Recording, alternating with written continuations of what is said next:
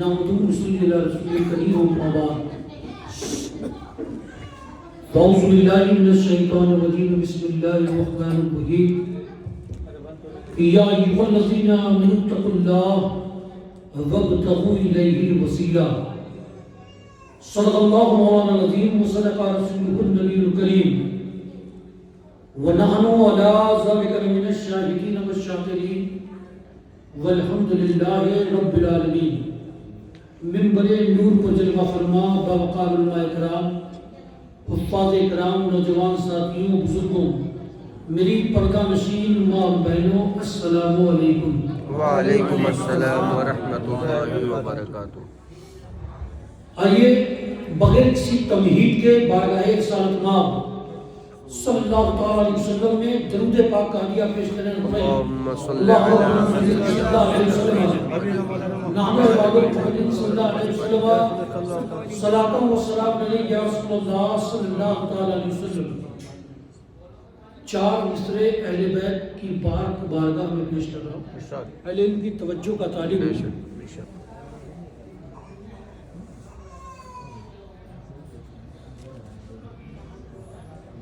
یہ اگر مہربان نہیں ہوتے، سرکار سادھو میاں کی بارگاہ میں یہ حسینی ہیں، ان کا بھی تعلق مصطفیٰ کریم کی نسل سے ہے، تو ان کی بارگاہ میں چار مصرے میں اپنی جانب سے پیش کر رہا ہوں، لیکن آپ سمجھیے کہ آپ کی جانب سے پیش ہو رہے ہیں کہ یہ اگر مہربان نہیں ہوتے ہم جہاں ہیں وہاں نہیں ہوتے، ہم جہاں ہیں وہاں نہیں ہوتے۔ ارے دیکھنے کے لیے نظر مانگو، دیکھنے کے لیے نظر مانگو، ان کے جلوے کہاں نہیں ہوتے، ان کے جلوے کہاں نہیں ہوتے۔ اور شاعر کہتا ہے کہ دیوانے کو ہوش سے کام نہیں،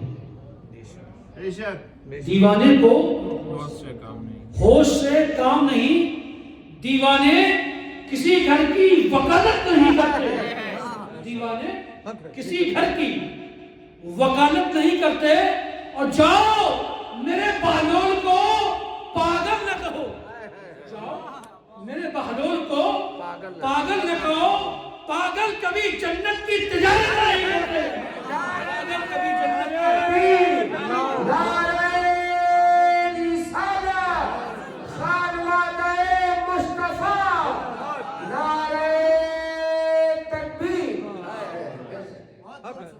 جاؤ میرے بہلول کو پاگل نہ کہو، پاگل کبھی جنت کی تجارت نہیں کرتے۔ اور سرکار مصطفیٰ کریم کی ولادت آپ لوگوں نے سنی ہوگی، پڑھی ہوگی، لیکن میں شاعری کی شکل میں سناتا ہوں۔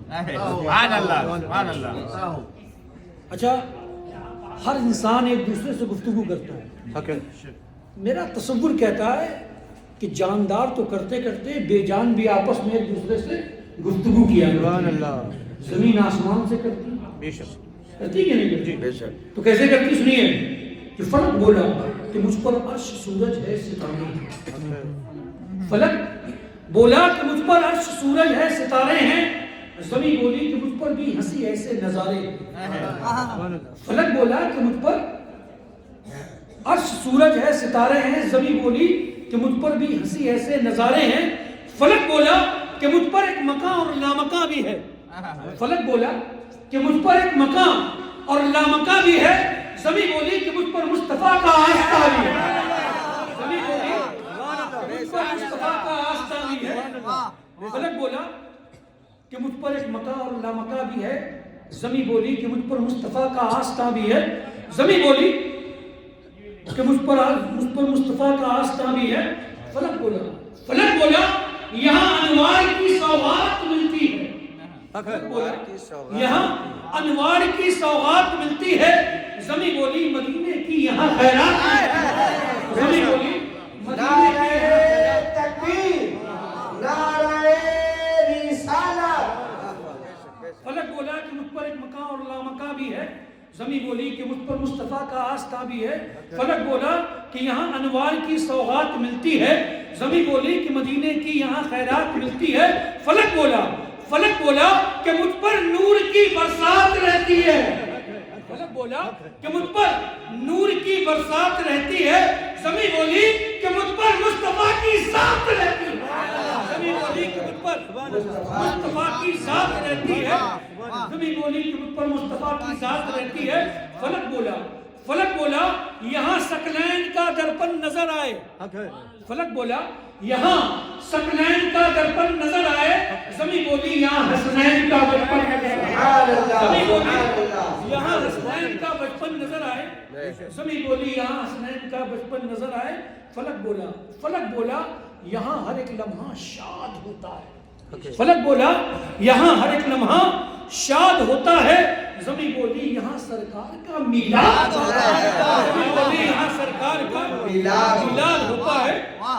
فلک بولا کہ مجھ پر حور و غلمہ ہے فرشتے ہیں. فلک بولا کہ مجھ پر حور و غلمہ ہے فرشتے ہیں. زمین بولی یہ سب گنبد کو ترستے ہیں. سب گنبد کو ترستے ہیں. اور یہ حقیقت ہے.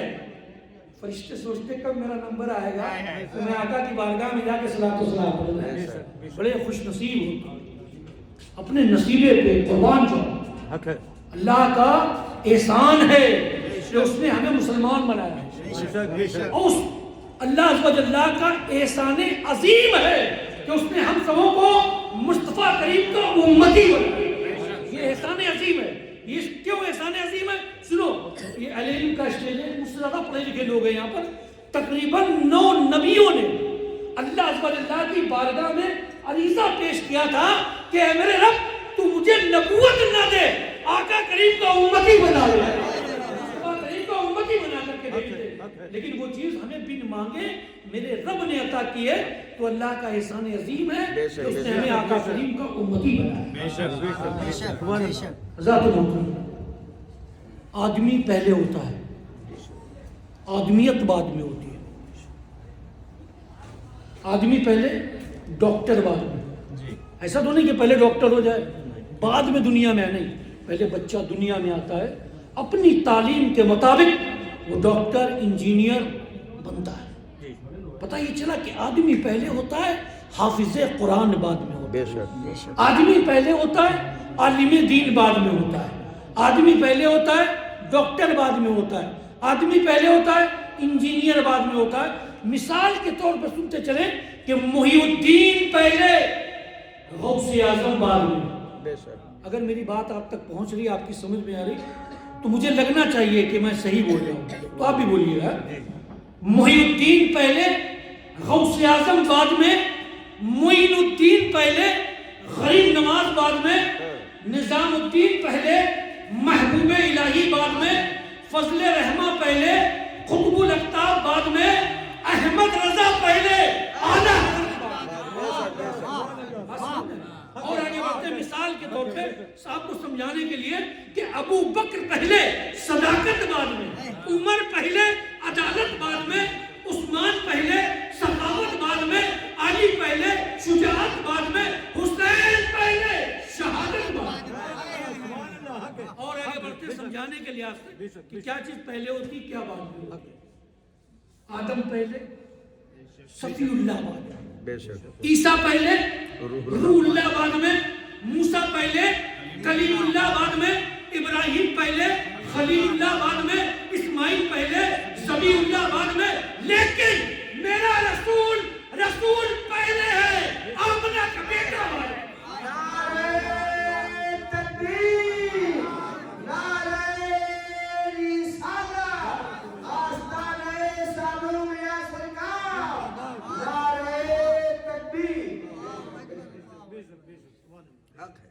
جان عالم شافعِ روزے جزا کو دیکھ کر, جان عالم شافعِ روزے جزا کو دیکھ کر وجد میں ہے اہل محشر مصطفیٰ کو دیکھ کر. وجد میں ہے اہل محشر مصطفیٰ کو دیکھ کر, اور ان کی یادوں سے مہکتی نیند آئی ایک شب. ان کی یادوں سے مہکتی نیند آئی ایک شب. جاگ اٹھا بخت پھر نور خدا کو دیکھ کر, جاگ اٹھا بخت پھر نور خدا کو دیکھ کر, سرخ دھاری دار چادر زیب تن جو ہی کیا. سرخ دھاری دار چادر آپ لوگ سمجھتے نہیں سمجھتے, یہ اہل علم جانتے ہیں کہ سرخ دھاری دار چادر کا مسئلہ کیا ہے. چودھویں رات جانتے ہیں آپ لوگ؟ دیکھیے بولیے, آپ بولیں گے تو کچھ لے کر کے جائیں گے, نہیں بولیں گے میں سلام پڑھوا دوں گا. سلام پڑھنا ہے یا کچھ لے کر کے جاؤں, لے کے جانا تو بولیے. چودھویں رات جانتے ہیں؟ اس رات کیا ہوتا ہے کہ چاند اپنے پورے شباب پر ہوتا ہے. شعرا لوگ اکثر اس چاند کا ذکر کیا کرتے ہیں اپنی شاعری میں. تو 14ویں کی رات تھی, صحابہ کا جھرمٹ تھا, آسمان میں چاند 14ویں کی رات کا چاند اٹھیلیاں کھیل رہا تھا, آسمان میں چمک رہا تھا, اپنی روشنی کو پھیلا رہا تھا, چاندنی کو بانٹ رہا تھا. صحابہ کی نگاہ آسمان میں چمکنے والے اس چاند پر ٹھہری ہوئی تھی. ادھر صحابہ کے جھرمٹ سے میرے آقا سرخ دھاری دار چادر زیب تن کیے ہوئے صحابہ کے جھرمٹ سے جلوگر ہو گئی. صحابہ کے جھرمٹ, میرے آقا مصطفیٰ کریم جلوگر ہوتے ہیں. صحابہ جو اب تک 14ویں کی رات کے چاند کو دیکھ رہے تھے, جب آمنہ کے چاند کو دیکھا تو نگاہیں ٹھہر گئی, نگاہیں ٹھہر گئی. صحابہ پشو پیش میں ہے کہ آسمان میں چمکنے والا وہ چاند زیادہ حسین نظر آ رہا ہے یا مصطفیٰ کریم کا یہ چاند سا روشن چہرہ زیادہ حسین نظر آ رہا ہے. صحابہ ابھی پشو پیش میں تھے, یکایک اس فیصلے پر پہنچے کہ آسمان میں چمکنے والا وہ چاند مصطفیٰ کریم سے حسن و جمال کی بھیک مانگتا ہوا نظر آ رہا ہے. شاعر نے کہا کہ سرخ دھاری دار چادر زیب تن جوہی کیا, حسن بھی شرما گیا بدر الدجا کو دیکھ کر. حسن بھی شرما گیا بدر الدجا کو دیکھ کر. میرے بیٹے نے ایک شعر پڑھا تھا کہ کسی 24 نمبر کے بجھانے سے نہیں بجھتا. اب یہ بات سن لیے, آپ کو بولیں گے کہ ان کا بیٹا آگے بول گیا تھا, کیوں بول گیا تھا بھی سن لیجیے. علامہ فضل رحمہ علیہ رحمۃ الرضوان 12 ربیع النور کی شب میں چراغا کیا کرتے تھے. مسجد میں چراغوں کو روشن کر دیا کرتے, اس کونے سے لے کے اس کونے تک چراغ ہی چراغ جلے. آج لائٹ کا زمانہ ہے, ہم کمکمے لگا دیتے ہیں, ہائیڈروجن لگا دیتے ہیں, لیکن وہ زمانہ چراغوں کا زمانہ تھا. چراغ جلا دیے. ایک 30 میں 6 کم, سمجھ رہے ہیں, 30 میں 6 کم انسان آتا ہے, آنے کے بعد کہتا ہے کہ حضور اتنے چراغوں کو جلانا فضول خرچی, اور اللہ کو فضول خرچی پسند نہیں. تو علامہ فضل رحمہ گنج مراد آبادی جو تھے وہ بڑے جمالی حضور تھے, جلدی جلال نہیں آتا تھا. مسکرائے, فرمایا کہ جاؤ ان چراغوں میں جو چراغ, ایک بات اور سن لیں, اگر یہی سوال سرکار اعلیٰ حضرت سے کیا ہوتا تو جلالی انداز میں جواب مل جاتا فوراً کتابوں کے ذریعے مل جاتا. لیکن وہ اللہ کے ولی تھے, مسکرائے, فرمایا کہ جاؤ ایسا کرو جس میں اتنے چراغوں میں جو جو چراغ تجھ کو فضول کا نظر آ رہا تو اس کو بجھا دیا. وہ بڑا خوش کہ آج موقع مل گیا ہے, ایک لائن سے بجھانا شروع کر دیتا ہے. بجھاتا ہوا چلا آتا, آخری چراغ کو بجھا کے جب گھومتا ہے تو کیا دیکھتا ہے کہ سارے کے سارے چراغ پھر جل اٹھے. اب وہ دیکھتا ہے کہ پھر جل گئے تو اس کو ان لوگوں کا یقین جلدی نہیں آتا نا, تو سوچتا ہے کہ میں بجھاتا جاتا ہوں, لگ رہا ہے پیچھے سے کوئی جلاتا جاتا ہے, تو اب میں بجھاتا بھی جاؤں گا اور دیکھتا بھی جاؤں گا. پہلے چراغ کو بجھایا, بجھ گیا, آگے بڑھا, دوسرے کو بجھایا, نگاہ پہلے پر, نگاہ پہلے پر, جیسے دوسرے کو پھونکا یہ بجھا وہ جل گیا. تیسرے کو بجھایا تو دوسرا جل گیا, چوتھے کو بجھایا تو تیسرا جل گیا, پانچویں کو بجھایا تو چوتھا جل گیا. وہ تھک گیا, چراغ بجھائے نہ بجھے, تب سرکار فضل رحمہ کے قدموں پر گر پڑا, کہنے لگا حضور میں اتنی رات سے ان چراغوں کو بجھاتا ہوں, یہ بجھنے کا نام نہیں لے رہے, میں بجھاتا جاتا ہوں, یہ جلتے جاتے ہیں. اب علامہ فضل رحمہ علیہ رحمۃ الرضوان کو چلا رہتا ہے. آپ فرماتے ہیں ارے نادان, ان چراغوں میں کوئی تیل نہیں جل رہا, ان چراغوں میں کوئی گھی نہیں جل رہا ہے, بلکہ ان چراغوں میں اس کے مسجد چلنا ہے. نعرہ تکبیر، نعرہ رسالت، فیضان فضل رحمہ، مسلک اعلی حضرت، نعرہ تکبیر. فانوس بن کر جس کی حفاظت ہوا کرے ہوا کرے وہ شمع کیا مجھے جسے روشن خدا کرے. ابھی آپ نے تمام شعراء کو سنا. میں نے بھی دیکھا ہمگیر شریف میں کافی شعراء ہیں, بڑا اچھا پڑھتے ہیں. اللہ ان کی آواز میں اور اثر پیدا کرے آمین اور مٹھاس عطا کرے. اور ایک بات اور, دعا کرتے رہا کرو. ہمیشہ مولویوں سے دعا کراتے ہو, کبھی کبھی مولویوں کے لیے بھی دعا کیا. ایک شاعر کو میں بھی جانتا ہوں, میں نے ان کے بارے میں پڑھا ہے, جنہیں دنیا خواجہ امیر خسرو کے نام سے جانتی ہے. خواجہ امیر خسرو کے نام سے جانتی ہے, جن کی رباعیاں آج بھی نظام الدین اولیاء کے عرس کے موقع پر پڑھی جاتی ہیں, اہل علم جانتے ہیں. تو خواجہ امیر خسرو نے ایک کلام لکھا اور لکھنے کے بعد اپنے استاد, اپنے پیر کامل سیدی سرکار نظام الدین اولیاء رحمۃ اللہ تعالیٰ علیہ کی بارگاہ میں حاضر ہوئے. عرض کیا حضور یہ کلام لکھا.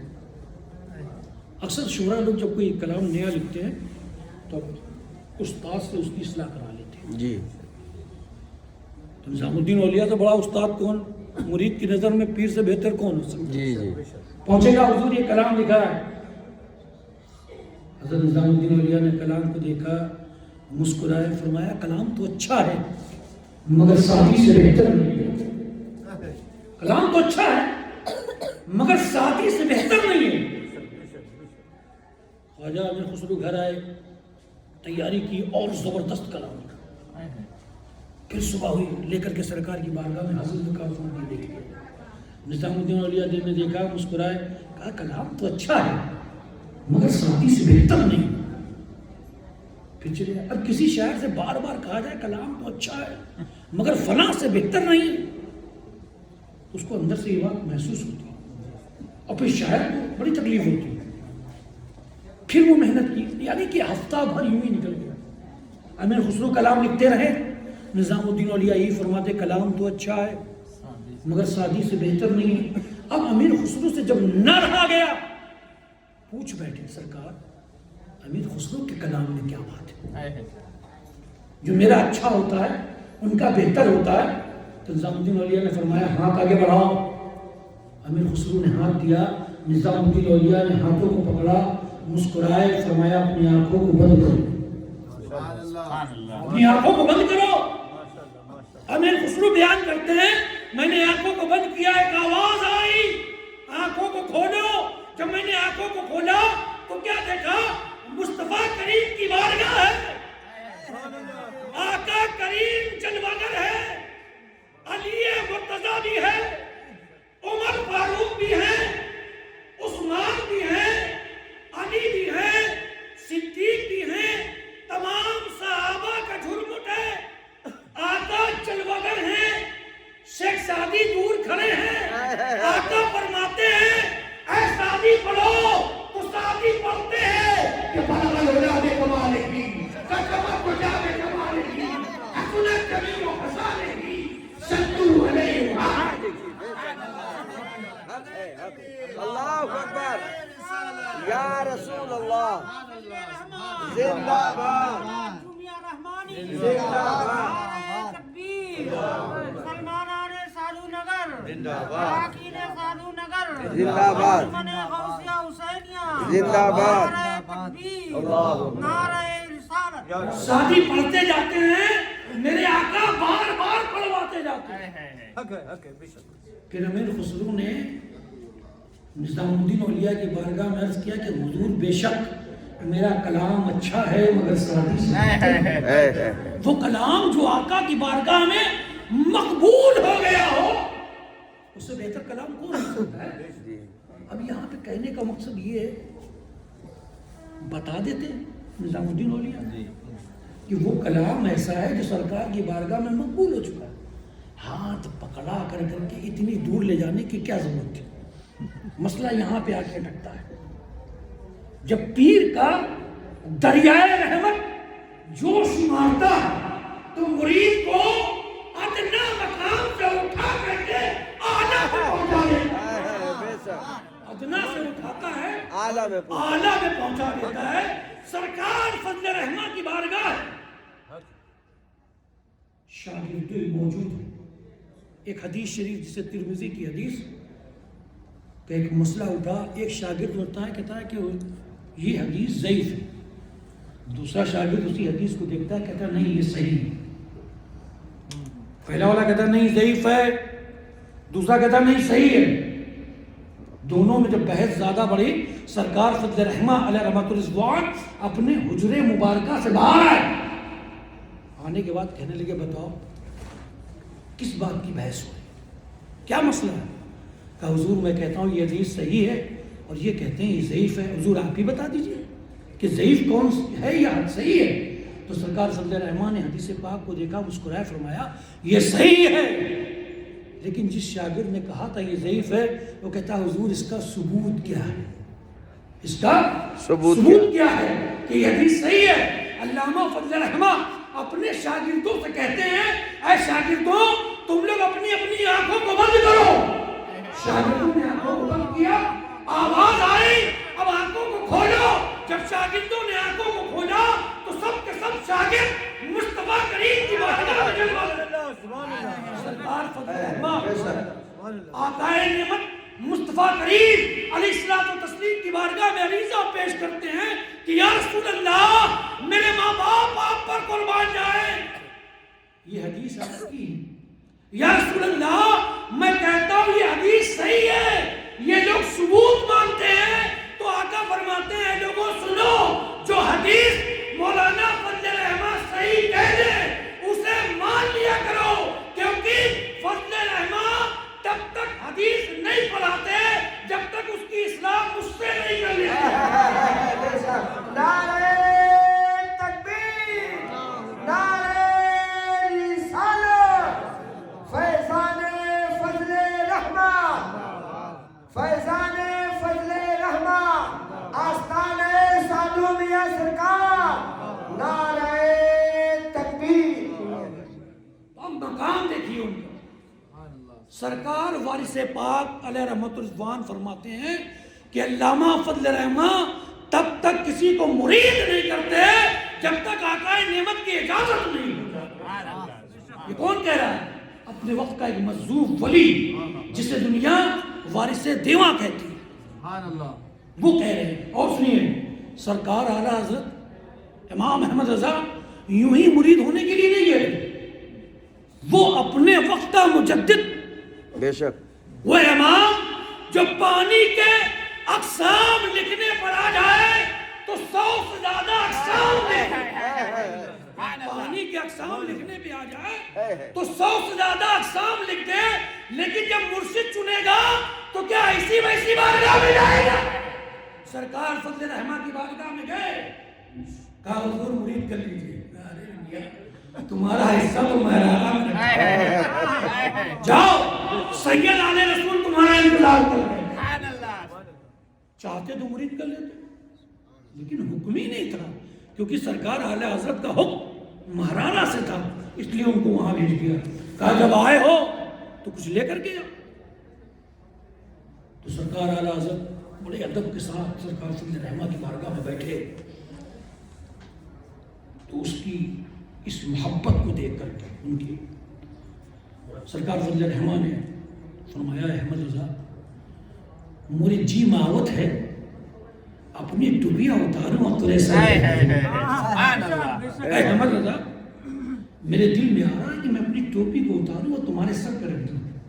आला हज़रत सरकार ने अपनी टोपी उतारी, फजल रहमान ने अपनी नूरानी टोपी आला हज़रत सरकार के सर पे रखी, वो आला हज़रत की टोपी लेकर के खुद रख ली। ये बुजुर्गों का तरीका है तोहफा देने और लेने का जी। खुद उनकी टोपी लेकर के रख ली, अपनी नूरानी टोपी सरकार आला हज़रत के सर पे रखी, चेहरे को घुमाया, देखा, मुस्कुराए, फरमाया अहमद रज़ा ये टोपिया तो बहुत चमकत है, ये टोपिया तो बहुत चमकत है। जाओ अहमद रज़ा, जैसे ये टोपिया चमकत है ऐसे तुम सारी दुनिया में चमक रहे हो। वली ने वो तासीर देखी, बदलते हजारों की तकदीर। और सुनिए सरकार فضل رحمہ کوئی معمولی شخصیت کا نام نہیں ہے، وہ اپنے وقت کے قطب ہیں۔ مولانا فضل رحمہ گنج مراد آبادی کے شاگرد وسیع احمد محدث صورتی جیسی شخصیت ہے۔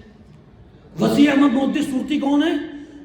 استاد صدر الشریعہ، صدر الشریعہ کا استاد، اور کس کے استاد ہیں؟ محدث کچھوچوی کے استاد وسیع احمد محدث صورتی ہے، اور وسیع احمد محدث صورتی کے استاد اور پیر مولانا فضل رحمہ گنج مراد آبادی ہیں۔ صدر الشریعہ کے شاگرد کون ہیں؟ حضور حافظ ملت ہے، بے شک جن کی دین اشرفیہ، اس بارگاہ میں بڑے بڑے لوگ آتے ہیں، وہاں سے فیض حاصل کر کے گئے۔ سادھو میاں سرکار پہنچے، ہاتھ میں کمنڈل، پیلے کپڑے، سرکار فضل رحمہ کی نگاہ ولایت نے دیکھا یہ کدھر جا رہا ہے، بلایا، کچھ کہا نہیں، کہا یہاں آؤ۔ جب سرکار سادھو میاں سرکار جب قریب گئے تو سرکار فضل رحمہ مسکرائے، کہیں تو تو سادھو ہو گیا، تو تو سادھو ہو گیا، جا میں نے تجھے خلافت دی، میرے نام سے مرید کر اور سادھو کے نام سے مقبول کر۔ مقام اللہ والوں، اللہ والے کب کس سے کیا دے دیں، یہ فقیر جانتا ہے کہ کون کس کو کیا دیتا ہے۔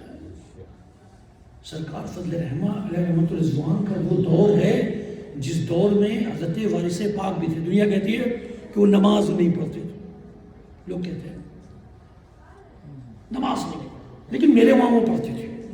میں نے جو مطالعہ کیا رحمت و نعمت افضال رحمانی میں، میرے سیدی سرکار حضور بھولے میاں علیہ رحمہ لکھتے ہیں کہ ایک مرتبہ مغرب کے وقت اذان ہوتی ہے، اچھا مغرب کا وقت ایسا ہے کہ ادھر اذان ہوئی ادھر جماعت کھڑی ہوگی، جی بہت مختصر وقت ہوتا ہے۔ مؤذن نے اذان کہہ کر کے واپس آیا مصلی پہ تکبیر کہنے کے لیے، سرکار فضل رحمہ نے روک دیا، ٹھہرو۔ کہا حضور کیوں؟ کہا امام کا انتظار کر لینا چاہیے 3 منٹ تک، مسئلہ ہے تقریباً 3 منٹ تک امام کا۔ کہا حضور آپ تو موجود کہ نہیں، آج کوئی اور امام۔ دروازہ کھلا، حضرت وارث پاک حاضر ہوئے، سرکار فضل رحمہ فرماتے ہیں وارث نماز پڑھو۔ نام کیوں لیا؟ سرکار فضل رحمہ کے ماموزاد بھائی کے بیٹے ہیں حضرت وارث پاک، اس لیے چچا کہا کرتے تھے، سرکار فضل رحمہ کو چچا کہا کرتے تھے، اس لیے آپ نے نام لیا وارث۔ آؤ مصلی سنبھالو، کیوں مولانا ہو، ارے تو پڑھاؤ کہ نہیں، اب تو پڑھاؤ۔ سرکار وارث پاک نے نماز مغرب ادا کرائی، جب نماز ادا کرائی تو سب نے پڑھی، اور جب سلام پھیرا تو مقتدی کو محسوس ہوا کہ خانہ کعبہ میں پہنچ گئے، جب دوسری جگہ سلام پھیرا تو گنج مراد آباد۔ تو یہ اللہ والے ہیں، ان کی کون سی نماز کیسی ہوتی ہے، آج کوئی ان کی برابری کرے تو غلط، آج کوئی کہے کہ میں ان کے سلسلے سے مرید و نماز نہ پڑھے تو وہ غلط ہے۔ سرکار وارث پاک کے آستانے پہ لکھا ہوا ہے کہ جو نماز نہیں پڑھتا وہ میرے سلسلے سے نہیں ہے۔ اور سنو، سرکار وارث پاک کی بات ہے، ایک مرتبہ سرکار فضل رحمہ کا گزر جی دیواں کے ارون قرب و جوار سے ہوا، ابھی فضل رحمہ ادھر پہنچے نہیں ہیں، حضرت وارث پاک اپنے مرید سے کہتے ہیں کہ لوٹے میں پانی لے آؤ، مرید جاتا ہے لوٹے میں پانی لاتا ہے، پیر کا حکم تھا۔ آپ انہیں وضو بنایا، وضو بنا کر کے تھوڑا ٹھہرے، اتنے میں سرکار فضل رحمہ اپنے چند مریدوں کے ساتھ آئے اور جماعت سے جماعت کھڑی کر کے نماز ادا کر دی۔ سرکار وارث پاک اس میں شامل ہوئے، نماز ادا کی، مصافہ ہوا، سرکار فضل رحمہ رخصت ہو گئے۔ اب مریدوں کی بے چینی بڑھی، کہا حضور کبھی اتنا بے چین نہیں دیکھا، نماز کے لیے پانی لے آؤ، لے آیا، وضو کیا، نماز میں داخل ہو گئے، نماز پڑھی تو حضرت وارث پاک فرماتے ہیں کہ اگر فضل رحمہ جیسا امام ہو تو وارث ساری زندگی سب کے سب نہ ہوگا، شرط تو یہ ہے کہ امام بھی ایسا ہو تو وارث کو نماز پڑھائے۔ یہ اللہ والے ہیں، ان کے مقامات بڑے بلند ہیں۔ اللہ نے انہیں بڑا پاور دیا. پھلواری شریف بہار میں ہے جی. ان کا غالباً نام سلطان شاہ کر کے ہے. ان کے خاندان کو ایک درود ملا تھا. جب وہ درود پڑھتے تھے تو آقا کریم کی زیارت ہو جایا کرتی. جب بھی درود پڑھتے تھے. لیکن ایک وقت ایسا آیا کہ درود پڑھتے تھے زیارت نہیں ہوتی تھی. تو انہوں نے اپنے آبا اجداد سے تعلق قائم کیا. یوں سمجھ لیجئے کانٹیکٹ بنایا. آپ لوگ نہیں سمجھیں. آج تو موبائل سے کانٹیکٹ بنتا ہے لیکن اللہ والوں کا جو ٹاور ہے بڑا پاور والا ہوتا ہے. تعلق بنایا تو جواب ملا فضل رحمہ کی بارگاہ چلے جاؤ اور جیسا بتائیں ویسا کرتے چلے جاؤ. تو سلطان شاہ رحمۃ اللہ علیہ سرکار فضل رحمہ کی بارگاہ میں گئے. کہا حضور ہم درود پڑھتے. کہا کیسے پڑھتے ہو بتایا. کہا میاں پیار سے پڑھو. اور اس کا ترجمہ بتایا کہ میں بھیجتا ہوں درود پیارے آقا پر, ان کی پیاری آل پر. اور جب سے انہوں نے پڑھنا شروع کیا وہ ان کا قول ہے کہ جب سے ہم نے اس طرح پڑھنا شروع کیا جو سلسلہ ٹوٹ گیا تھا وہ پھر سے چالو ہو گیا. ضرورت اس بات کی. تو سرکار فضل رحمہ یہ ضروری نہیں ہے. حضرت حاجی میاں جنہیں کہتے ہیں دنیا اشرفی میاں, اعلیٰ حضرت اشرفی میاں کا چچا شریف, یہ بھی سرکار فضل رحمہ کی بارگاہ میں کچھ دن رہے. کہا حضور کچھ دعا کر دیجئے. کہا اپنے بزرگوں سے فیض حاصل کرو. کہا حضور کیسے؟ تو ان کو طریقہ بتایا اور کہا کہ جاؤ اشرفی میاں تم سے ایک زمانے کے ساتھ ساتھ تمہارے گھر کے بھی لوگ تم سے فیض حاصل کریں گے. تو یہ اللہ والوں کی بات ہے. جب یہ ایک دوسرے سے ملتے ہیں تو ایک دوسرے کے بارے میں جانتے ہیں. وہ نہیں کہ نسبت سے شے ممتاز ہوتی ہے. آج جو میں آپ کے بیچ میں موجود ہوں کہ سرکار سعدو میاں علیہ رحمہ کی نسبت میرے جد امجد سرکار فضل رحمہ سے اور سرکار فضل رحمہ کی نسبت مجھ سے ہے, اس لیے میں آپ تک پہنچا. نسبت سے شے ممتاز ہوا کرتی ہے. تو لہٰذا میں دو باتیں اور آپ کو بتاؤں. پہلی بات یہ کہ جن کے ماں باپ حیات ہوں وہ انہیں راضی کریں. سب سے پہلی چیز آپ کی ماں اگر ناراض ہے آپ سعدو میاں سرکار تک آؤ, خواجہ غریب نواز تک جاؤ, سرکار فضل رحمہ تک جاؤ, سرکار غوث اعظم تک جاؤ, کربلا معلیٰ چلے جاؤ یا نجف اشرف چلے جاؤ یا مدینہ منورہ چلے جاؤ. اگر ماں ناراض ہے تو یہ تمہاری نہیں سنیں گے, یہ نہیں سنیں گے. پہلے ماں کو راضی کرو. اگر کوئی کبھی غلطی ہوئی ہو تو اس کی معافی تلافی کرو. اور جب ماں راضی ہو تمہیں کہیں جانے کی ضرورت نہیں. سرکار سعدو میاں کے وہاں آ جاؤ, ماں راضی ہو تم یہاں پہنچو گے نہیں, ماں وہاں سے دعا کرے گی تو رب یہاں سے قبول کرتا ہوگا. اجو میاں کا ہاتھ چومنے سے جنت نہیں ملے, ماں کے قدموں کا بوسہ تو تمہیں جنت ضرور ملے. جانتے ہو ایک حدیث شریف یاد آ گئی حضرت ابو ہریرہ رضی اللہ تعالیٰ عنہ فرماتے ہیں کہ ایک مرتبہ ہم سب آقا کریم علیہ الصلوۃ والتسلیم کی بارگاہ میں حاضر تھے. اللہ کے پیارے محبوب فرماتے ہیں کہ لوگوں کیا تم چاہتے ہو کہ روزانہ حج مقبول کا ثواب پاؤ؟ روزانہ حج مقبول. ہمارے حاجی صاحب یہاں پر بیٹھے ہوئے اور بھی لوگ ہیں جنہوں نے حج کیا ہو. یہ حج کرا, میں بھی کرایا ہوں, لیکن میں حج تو کر آیا ہوں لیکن یہ میں نہیں کہہ سکتا میرا حج قبول ہوا یا نہیں. کرنا میرا کام ہے, قبول کرنا نہ کرنا یہ میرے رب کا کام ہے. لیکن آقا کیا فرماتے ہیں؟ حج مقبول کا ثواب, یعنی قبول کیے ہوئے حج کا ثواب. صحابہ نے عرض کیا یا رسول اللہ وہ کون سا طریقہ ہے جس پر چلنے سے اللہ عز و جل ہمیں حج مقبول کا ثواب عطا فرمائے گا؟ آقا فرماتے ہیں کہ اپنے والدین کو ایک مرتبہ محبت کی نگاہ سے دیکھو گے اللہ ایک حج مقبول کا ثواب. ایک مرتبہ ایک مرتبہ محبت کی نگاہ سے دیکھو گے اللہ ایک حج مقبول کا ثواب عطا فرمائے گا.